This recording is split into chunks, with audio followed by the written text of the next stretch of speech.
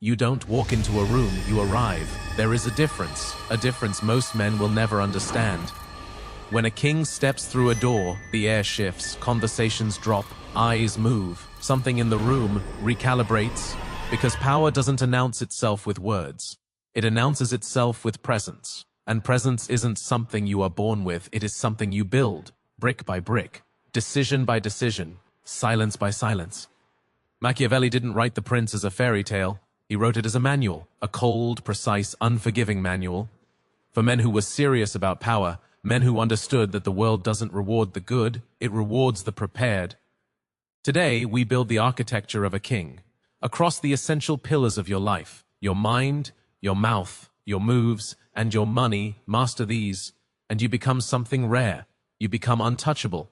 This isn't motivational fluff. This is architecture, the architecture of a man who cannot be manipulated, cannot be rattled, and cannot be ignored. If you are ready to build that man, comment, "I am the king," because kings don't just watch, they become what happens next. First, you must control your mind, the throne room within, before you can control anything in this world, any room, any relationship, any outcome. You must first control the space between your ears. That is the real throne room.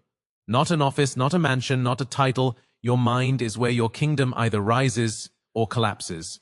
And most men have surrendered that throne without even knowing it. They've handed it over to social media, to opinions, to fear, to the desperate need for approval from people who haven't built anything worth respecting. Machiavelli understood something modern men are too distracted to see. The most dangerous battlefield is internal. Your enemies don't need to defeat you. If your own mind is already doing their work for them, every time you spiral into self-doubt, every time you react emotionally instead of strategically, every time you let another's words live rent-free in your head, you are handing your throne to your enemy, and smiling while you do it. A king thinks in outcomes, not emotions. He doesn't ask, "How does this make me feel?" He asks, "What does this position me to gain?" He doesn't react to chaos, he studies it. He doesn't fear pressure, he uses it like a whetstone, letting it sharpen him. While lesser men crack under the weight, the Stoics called it the inner citadel, a fortress of the mind that no external force could penetrate, unless you opened the gates. Machiavelli called it virtue, the disciplined will to act with precision.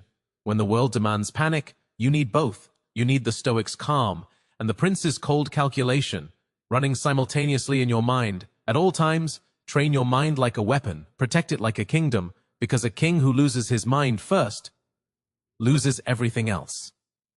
Second, comment, "My mind is my empire." Let the world know your fortress is secure. Next, control your mouth. Silence is your sharpest weapon. The most powerful thing a king can do in a conversation is nothing. Absolute silence, controlled, deliberate, weaponized silence. Most men cannot stop talking. They fill every gap, every pause, every moment of tension with words, because silence makes them uncomfortable, because they need to be heard, because deep inside they are still a boy, desperately trying to prove himself to a room that isn't listening. And that weakness, that inability to be silent, has destroyed more men than any enemy ever could. Machiavelli warned us, words are cheap, and men who speak too much reveal too much. Every sentence you don't need to say is a card you don't need to show. Every opinion you keep to yourself is a weapon your enemy cannot prepare for. Every time you resist the urge to defend yourself, to explain yourself, to justify yourself, you are operating at a level they cannot reach. Because here is the cold truth. Nobody respects a man who needs to be understood. They respect a man who doesn't care whether he is understood or not. Kings don't explain their vision to people who lack the eyes to see it. They don't debate their worth with people who lack the wisdom to measure it. They don't argue with fools in public.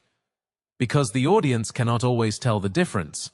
Your mouth should be a vault, opened only when the words inside are worth more than the silence you are breaking. Speak with precision. Speak with purpose. Speak only when your words will build something, destroy something, or move something forward. Everything else is noise, and kings don't make noise. They make moves. Comment, "Silence is my sword." And let your actions speak from now on. Control your moves. Never let them see you coming. A king never moves without intention. Every step is calculated. Every decision is deliberate. Every action is the result of a mind that has already played the game 3 moves ahead, while everyone else is still reacting to what just happened. This is the essence of Machiavellian strategy.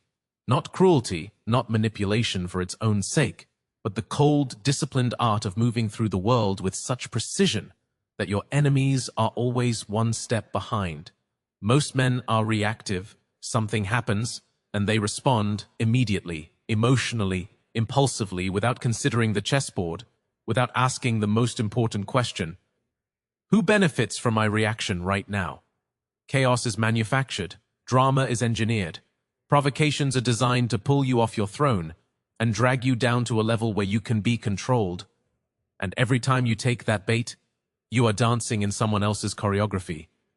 Machiavelli wrote that a prince must be both the lion and the fox, the lion to crush what stands in his way, and the fox to navigate what cannot be crushed. Power is knowing which one the moment demands. Strength without cunning is just aggression. Cunning without strength is just deception. But when you combine them, when you move with the quiet ferocity of a lion who has already mapped every exit, you become unpredictable, and unpredictability is one of the greatest sources of power a man can possess. When they cannot predict you, they cannot prepare for you. When they cannot prepare for, they cannot stop you. And when they cannot stop you, they have no choice but to respect you. Never move out of desperation. Never move out of anger. Never move to prove a point. Move only when the move serves your vision. That is how a king moves, not loudly, not hastily, not emotionally, but with the quiet, unstoppable momentum of a man who already knows where he is going. Comment, I move in silence, I arrive in power. Let them feel it in their bones. Control your money. Wealth is your armor.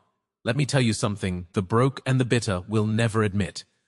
Money is not just currency. Money is language. It is the language of options, the language of leverage, the language of freedom, and a king who does not speak that language fluently is not a king at all. He is a prisoner wearing a crown. Most men were taught to see money as a reward for obedience. Show up, work hard, collect your check, and in that cycle they lost the most important thing a man can possess: his financial sovereignty. Here is the cold, uncomfortable truth. A man who depends on others for his financial survival can never truly be free. He can never speak his full truth. He can never walk away from what dishonors him, because every decision is shadowed by the question he is too afraid to ask. Can I afford to? That question is a chain, and chains, no matter how golden, are still chains. A king builds his financial life like he builds his kingdom, with architecture, with intention, with long-term vision. He does not confuse looking wealthy with being wealthy. One is a performance, the other is a position. Kings hold positions, they do not perform. Financial independence is power, the ability to act without permission, to move without asking, to build without begging. Every dollar a king saves is a soldier in his army. Every investment he makes is a fortress on new territory. He thinks about money not in terms of what it can buy him today, but what it will build for him tomorrow. Wealth is not a destination, it is a weapon, and it must be maintained, sharpened, and deployed with precision. Build multiple streams of income. A king never relies on a single river to sustain his kingdom. Live below your means, not out of poverty, but out of strategic discipline. The man who controls his spending controls his future, and the man who controls his future answers to no one. Let that sink in, no one. A financially sovereign man is a dangerous man, dangerous to every structure that profits from his dependency. Build that danger. Cultivate it. Protect it. Your money is your crown. It reminds the world exactly who it is dealing with. Comment, my wealth is my weapon. A declaration that your freedom is no longer for sale. Embrace isolation. Kings build in silence. There is a moment in every serious man's life when he must pull back, go quiet, disappear from the noise and the crowds, and retreat into something far more valuable than applause: himself. The men who choose depth over distraction, construction over consumption, solitude over the shallow comfort of constant company. Those are the men who emerge with something that cannot be faked, power that was built in silence. Most men are terrified of isolation. They mistake it for loneliness, they confuse it with failure, but the truth is, isolation is not a punishment, it is a laboratory. It is where a king strips away every distraction, every opinion, every external voice, and finally gets alone with the only voice that matters. The cold, clear, strategic voice of his own sovereign mind. Machiavelli spent years in exile, and in that isolation, he wrote The Prince. He transformed his exile into architecture, He turned his silence into one of the most powerful manuscripts the world has ever read. That is what a king does. He doesn't survive isolation, he weaponizes it. He uses the quiet to study, the stillness to plan, the absence of noise to hear the signal of his purpose. Greatness is not built in the crowd, it is built in the cave, in the deliberate, disciplined, unglamorous hours of a man alone with his vision. Guard your solitude, be selective about whose energy you allow into your space. Kings enjoy life, but they never confuse recreation with construction. They know the difference between a moment of rest and a life of drift. Go quiet, build in the dark, let them wonder what happened to you. Let them misread your silence as defeat, because while they are watching your absence, you will be constructing your arrival, and when you return, you will not return as the man who left, you will return as something forged. Comment, I build in silence, I rise in power. A signal that your arrival is being constructed. Master the art of reading people, never be surprised again. A king is never blindsided, not because betrayal stopped existing, but because he has developed the cold, precise, surgical ability to read people before they reveal themselves, to see the move before it is made, to understand the motive before it is acted upon, to recognize the mask before it slips. This skill is the difference between a man who is constantly reacting and a man who has already anticipated. Most men are shockingly naive. They take words at face value. They confuse kindness with loyalty. They see a smiling face and assume a clean heart. And that projection is not noble, it is dangerous. Machiavelli was clear. Men are driven by self-interest. Not all men, not always, but enough of them, enough of the time, that a wise man never forgets it. This is not cynicism, this is calibration. Watch what people do, not what they say. Words are cheap. Behavior is expensive. Behavior costs time, energy, sacrifice, consistency. A man who watches behavior over time will learn more than 1,000 conversations could ever reveal. Study the people around you, dispassionately, systematically. Watch how they treat those who can do nothing for them. Watch what they do when they think no one is paying attention, because that is when the mask loosens, and the real architecture of their character becomes visible. Never operate on assumptions. Make decisions based on the evidence of who they have consistently shown themselves to be, because people tell you exactly who they are. In the small, unguarded moments, most men are too distracted to notice, and once you have truly seen someone, you possess something priceless: clarity, the cold, liberating clarity of a man who knows exactly who is standing in front of him. Some will deserve your alliance, most will deserve your polite distance. A few will deserve nothing but your awareness and your refusal to turn your back. Protect your circle like a king protects his court, audit it ruthlessly, and never let sentimentality override your intelligence. Comment, I see clearly, I move wisely, because you will never be a victim of them again. Understand the code of loyalty. Who deserves your kingdom? There is nothing more expensive in a king's life than misplaced loyalty. Nothing. Money can be rebuilt. Strategies can be revised. But time and energy given to the wrong people, that cannot be recovered. It is gone. And here is the painful reality. Not everyone who is close to you is loyal to you. Not everyone who smiles with you is building with you. Some people are in your life because of what you represent. Some are there because of what you provide. And the moment you stop being useful, the moment your season of struggle arrives, you will discover with brutal, clarifying precision what that relationship was actually built on. A king does not wait for the crisis to reveal his court. He studies it before the crisis. He tests quietly, observes patiently. Real loyalty is rare. Accept it without bitterness. Most people are loyal to their own comfort. There is nothing evil about that. It is human nature. But a king who forgets human nature exists is a king who will be perpetually wounded by it. So who deserves your loyalty in return? A king extends his loyalty not based on history, but based on demonstrated, consistent, repeated evidence of alignment. Do their actions support your vision? Do they tell you the uncomfortable truth? Do they celebrate your growth genuinely? Do they show up in your difficult seasons with the same energy they bring to your successful ones? These are not emotional questions. These are strategic assessments. Shrink your circle without announcement. Elevate your standards without explanation. Extend your deepest loyalty only to those who have earned it, with consistent, pressure-tested action over time. And to those rare few who have proven themselves in the fire, be a king in return. Be immovable in your loyalty. ferocious in your protection. A king who inspires that quality of loyalty has built something more powerful than any empire. He has built a brotherhood forged in trust, and that foundation can never be dismantled. Comment: loyalty is earned, not given. Let this be your new code. Cultivate the untouchable mindset. When they can't break you, they fear you. There is a version of you that nothing can reach. No rejection, no failure, no betrayal. A version of you that absorbs every blow, every setback, and converts it quietly into fuel. That version is not a fantasy, it is a construction, a deliberate psychological architecture built on one thing: the complete surrender of the need for external validation. That price is higher than most men realize. The world is engineered to make you dependent on approval. You are conditioned to perform for the crowd, to measure your worth by the feedback of others. That conditioning runs so deep, most men don't even recognize it as a chain. A man whose internal state can be controlled from the outside is a man who can be broken from the outside.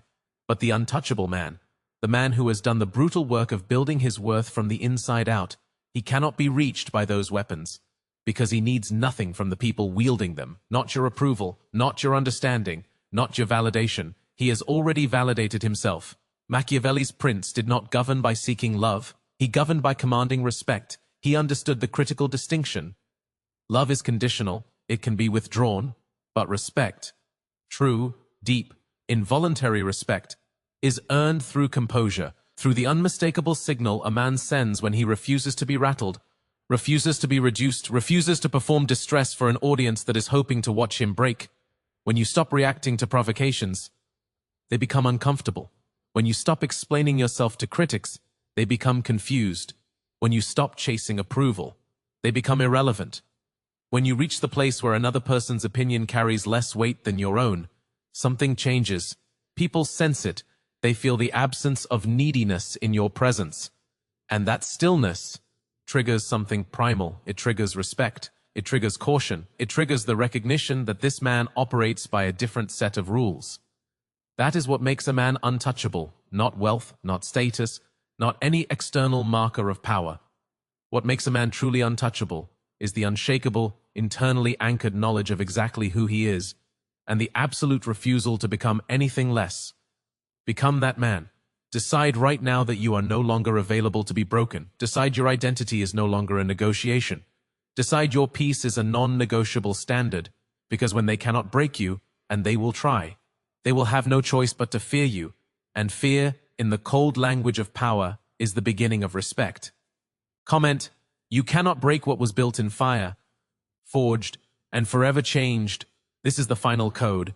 Now go build your kingdom. You have arrived at the end. But this is not a conclusion, it is a commencement. Everything you just absorbed means nothing until you forge it into action. Machiavelli wrote for men who apply. Knowledge without execution is just entertainment.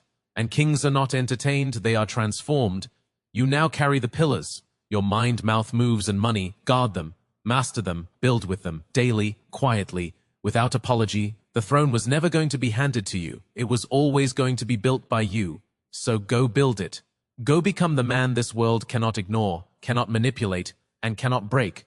Comment: I am the king. One final time. Let it be your declaration.